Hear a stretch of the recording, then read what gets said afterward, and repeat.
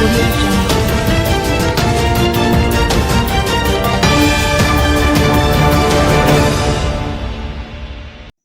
Mandeville license firearm holder remanded.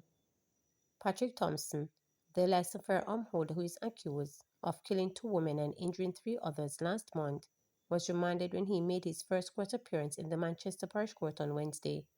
Presiding Judge Monique Harrison remanded Thompson to return to court on March 19, when a bail application is expected to be made by his attorneys Peter Champney KC and Timothy Campbell. Thompson, otherwise called Big T or Tomo, an engineer of Levy Lane in Manchester, is charged with 2 counts of murder, 2 counts of attempted murder, 2 counts of wounding with intent, 2 counts of assault occasioning actual bodily harm, 2 counts of assault at common law, 2 counts of possession of firearm and ammunition with intent to commit injury, using a firearm to commit a felony, following the incident on Levy Lane on Sunday, February 23rd. Those killed are 42-year-old Stacey Mulgrave of Barnstable District, Manchester, and 46-year-old Anne-Marie Hanson of Caledonia Road, Manchester. A police report said about midnight, Thompson was at a candlelight vigil when he and a man got into an argument over a motor vehicle accident. The argument escalated, causing a crowd. It is alleged that Thompson, who is a licensed firearm holder, opened gunfire at the crowd, hitting multiple people before leaving the area. The injured individuals were assisted to hospital, where Mulgrave and Hanson were pronounced dead and others admitted for treatment. Fire at Maypen Cemetery. A fire broke out in a section of Maypen Cemetery in West Kingston on Wednesday. However, no injuries were reported, and the blaze was confined to a very small area, according to Robert Hill, Chief Executive Officer of the Kingston and St. Andrew Municipal Corporation. The fire seems to be in the center of the front part of the cemetery, and it is not endangering any lives or property at this time, Hill told reporters, adding that he was on hand to assess the situation. A unit from the Trenchtown Fire Station, located across from the cemetery, responded to the fire. They have left to return, Hill stated, referring to the team of firefighters. John Cornwall, superintendent of cemeteries in Kingston and St. Andrew, said the cause of the fire was unclear. You have persons living here who are of unsound mind, and you have persons passing through the cemetery who may be smoking and drop their cigarette, which could have caused the fire, he suggested. 2 more arrested in connection with 47.5 fishing scheme at NCB. 2 more people have been arrested in connection with the $47.5 million fishing scheme at National Commercial Bank NCB. The men were arrested about 5 o'clock yesterday morning at their residence in Portmore St. Catherine and Havendale, Kingston. The major organized crime and anti-corruption agency MOCA says both locations were searched and a number of evidentiary items seized. Agents from MOCA and officers from the St. Andrew North Police Division and the Jamaica Constabulary Force Specialized Operations Unit carried out the operation. According to the Director of Communications at MOCA, Major Basu Jarrett, allegations are that in 2022, the money was fishing from 16 NCB accounts. 2 people were previously arrested. He said that the latest 2 suspects are expected to be charged soon. Our investigations suggest that between April and June 2022, over $47 million were fished from 16 accounts held at the National Commercial Bank and transferred to a number of beneficiaries' accounts, which have since been withdrawn or transferred to other banks. The 2 men who were arrested this morning are believed to be deeply connected to that effort. This morning's arrest is a demonstration of the ongoing work that MOCA is doing to track down the persons responsible for this major cybercrime. It highlights our commitment to the task and once again emphasizes the importance of partnerships and collaboration between MOCA and its law enforcement partners, who are equally committed to dismantling organized criminal networks and tackling such sophisticated cybercrimes. We also want to encourage members of the public to remain vigilant in their online activities and to report any suspicious activities involving financial transactions to our tip line at 888 MOCA TIP. Both men are believed to be part of an organized criminal syndicate responsible for the scam. They have been taken into custody for questioning, and we expect that charges will be laid later today or possibly later this week. Concern raised by Sabbath keepers about plans to introduce Saturday operations at select tax offices. Concern is being raised by Sabbath keepers about plans by government to introduce Saturday operations at select tax offices in every parish.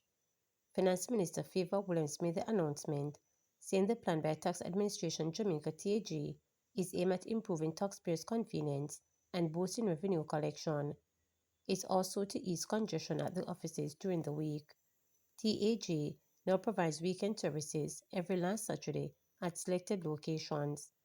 Public Affairs and Religious Liberty Director of the Jamaica Union Conference of Seventh-day Adventists, Nigel Cook, says the organization supports government's efforts to improve tax collection. However, he states that the rights of Sabbath keepers must be respected.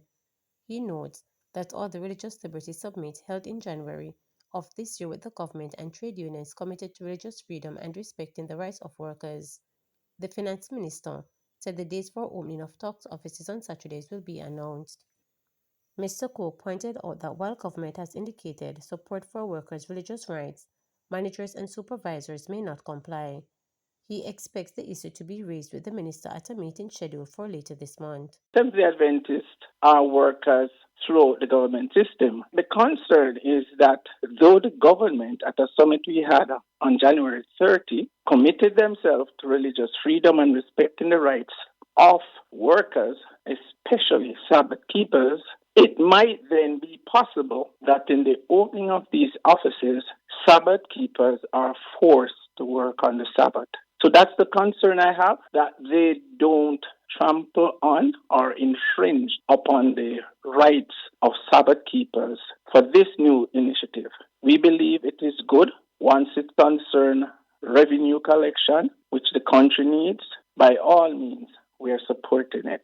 But we're concerned that Sabbath keepers are not forced to work on this day, which is against their religious beliefs. Not sure how soon they will start this, because guess what? They have been doing this on selected, I think once a month or each month end that they open the offices, and I'm not sure what would have been happening then. So now that they said it would be a regular thing, then we have to make our voice known that our rights should not be infringed.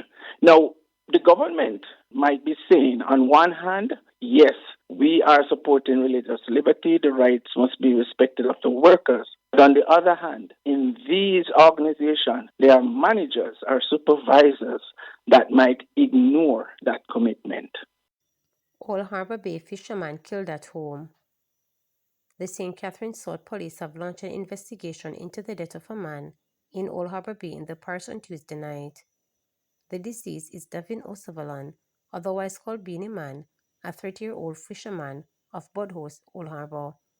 Reports are that about 3:10 p.m., O'Sullivan was at home when explosions were heard, and checks later reveal that he was shot and injured. He was assisted to the Spinestone Hospital where he was pronounced dead. No motive has been established in O'Sullivan's death. The Old Harbor Criminal Investigations Branch is conducting a probe into the matter. Police witness in Maridine trial, now out on sick leave. The Westmoreland Circuit Court was advised that Deputy Superintendent of Police Kevin Francis, who has been testifying in the trial of 3 cops in the 2014 beating of Maridine, will be unavailable for the next 5 days due to ill health.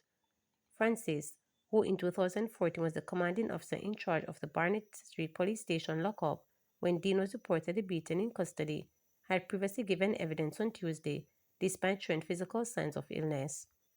When the trial for Corporal Elaine Stewart and constables Juliana Cleveland and Marlon Grant resumed, the court was told that Francis, who was absent, had been given 5 days sick leave under doctor's orders. In response, Presiding High Court Justice Courtney Day said the evidence of another police witness, who was originally slated to testify, could continue as previously arranged, and that Francis' evidence could be completed at a later time. The trial is currently underway. Stewart, Cleveland, and Grant are charged with manslaughter and misconduct in public office on the allegations that they were the officers on duty at the Barnett Street Police Station lockup at the time when Dean was beaten while in custody on August 3, 2014. Dean died at the Conner Regional Hospital 3 days later. Stewart, the senior officer in charge at the time, is also charged with perverting the Court of Justice after she allegedly ordered the cleaning of the cell where the beating took place before investigators from the Independent Commission of Investigations arrived. Remember to subscribe, like, share, and click the notification bell for daily updates.